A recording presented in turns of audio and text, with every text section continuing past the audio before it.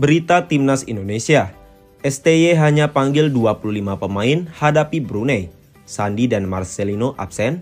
Kekuatan Timnas Indonesia berkurang melawan Brunei Darussalam di ajang kualifikasi Piala Dunia 2026 karena hanya memanggil 25 pemain saja. Pelatih Timnas Indonesia Sintayong akan memanggil 25 pemain untuk menghadapi Brunei Darussalam. Sandy Walsh dan Marcelino dikabarkan akan absen. Pertandingan tersebut merupakan laga leg pertama babak pertama kualifikasi Piala Dunia 2026 zona Asia. Laga itu rencananya akan digelar di Stadion Gelora Sriwijaya atau Jakabaring GSJ, Palembang, Sumatera Selatan pada Kamis, 12 Oktober 2023. Kepastian 25 pemain yang akan dipanggil oleh Sintayong itu disampaikan oleh asisten pelatih Timnas Indonesia, Nova Arianto. Nova mengatakan, awalnya bukan 25 pemain yang dipanggil ke tim Merah Putih, tapi ada 26 pemain yang akan memperkuat Timnas Indonesia. Sayangnya, kekuatan Timnas Indonesia harus berkurang. Pasalnya salah satu pemain itu batal membela Timnas Indonesia karena mengalami cedera. Nova belum tahu apakah akan ada penambahan pemain atau tidak. Semua keputusan itu ada di tangan Sintayong. Beberapa pemain Timnas Indonesia dikabarkan memang mengalami cedera. Mereka adalah Sandy Walsh dan Marcelino Ferdinand. Rencana awal itu 26 pemain yang dipanggil, tapi kemungkinan hanya 25 nama saja, kata Nova.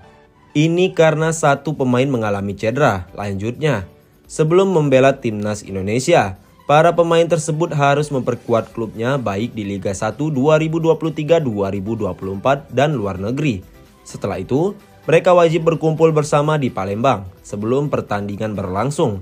Sintayong hanya mempunyai waktu 3 hari saja untuk meracik strategi melawan Brunei Darussalam. Diharapkan semua pemain sudah bisa berkumpul. Rencananya tanggal 9 Oktober 2023 kami berkumpul di Palembang, ucap Nova. Laga Timnas Indonesia versus Brunei Darussalam tidak hanya digelar satu kali saja.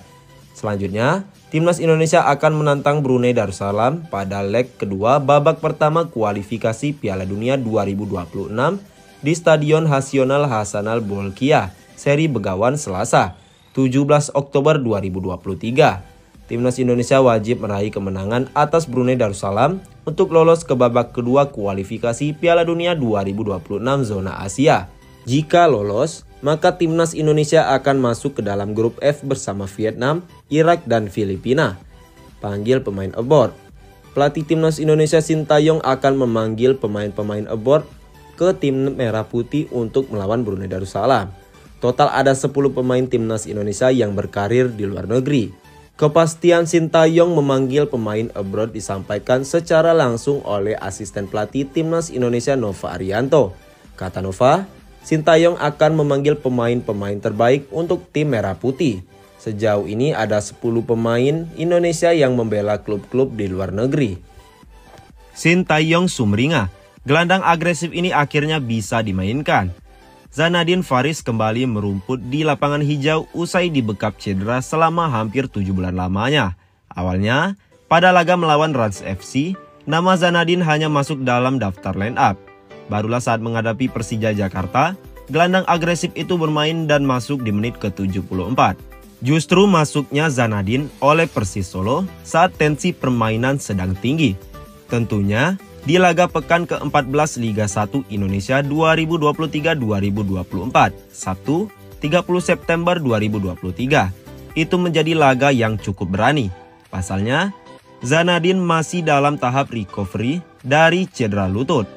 Pelatih Timnas U23 Indonesia Sintayong tentu saja senang melihat penampilan Zanadin yang kembali merumput. Terlebih lagi, walau hanya bermain selama 17 menit akhir, gelandang agresif Persis Solo itu sudah berani tampil berani dan beradu fisik dengan pemain lawan.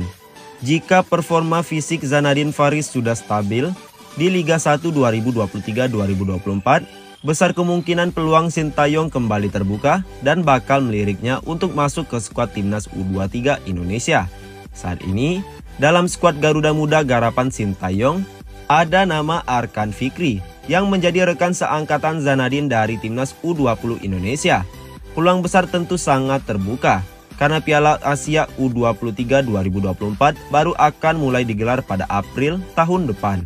Sementara itu, pelatih Persis Solo Leonardo Medina memberikan alasan kenapa berani memainkan Zanadin Faris walaupun masih dalam tahap recovery. Zanadin kembali ke rumput di lapangan hijau setelah 6-7 bulan tidak merumput karena dibekap cedera lutut. Di pertandingan ini dia bermain bagus, yakin, keras dan berani. Sungguh pemain muda yang top, ujar Leo Medina usai laga. Tentu saja Leonardo Medina bakal terus memberikan kepercayaan pada Zanadin Faris. Sama halnya kepercayaan yang diberikan kepada Muhammad Riyandi yang tak tergantikan di 3 partai terakhir Persis Solo. Walaupun begitu, selama tahap recovery ini Zanadin perlu menjalani proses yang bertahap. Penampilan perdana di 17 menit akhir merupakan bekal dirinya untuk bisa lebih banyak dimainkan di pertandingan selanjutnya.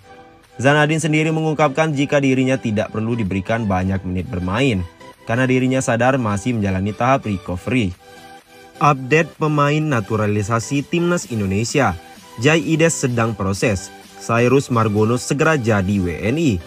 Update pemain naturalisasi Timnas Indonesia, PSSI kini tengah menjajaki pemain keturunan lainnya, sementara Jai Ides sedang dalam proses.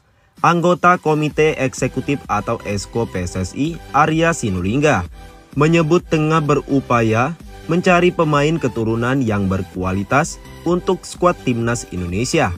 Diakui Arya Sinulinga, tidak semudah seperti membalikan telapak tangan saat membidik pemain keturunan. Terkadang ada saja masalah yang dihadapi. Salah satunya terganjal dokumen. Gini yang pasti kadang-kadang gak segampang yang kami kira. Ada pemain yang kami mau naturalisasi, misalnya harus lengkap dokumennya.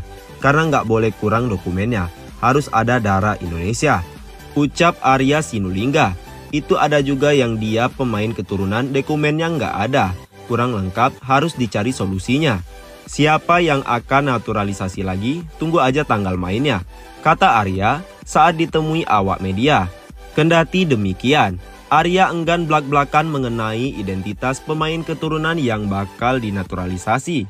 Baru-baru ini, Rian Flamingo muncul ke permukaan.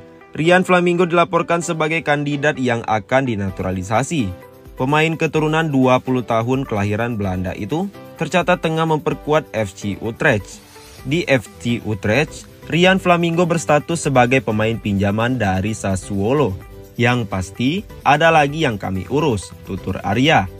Saat ini PSSI sedang mengurus proses naturalisasi Jai Ides. Naturalisasi Jai Ides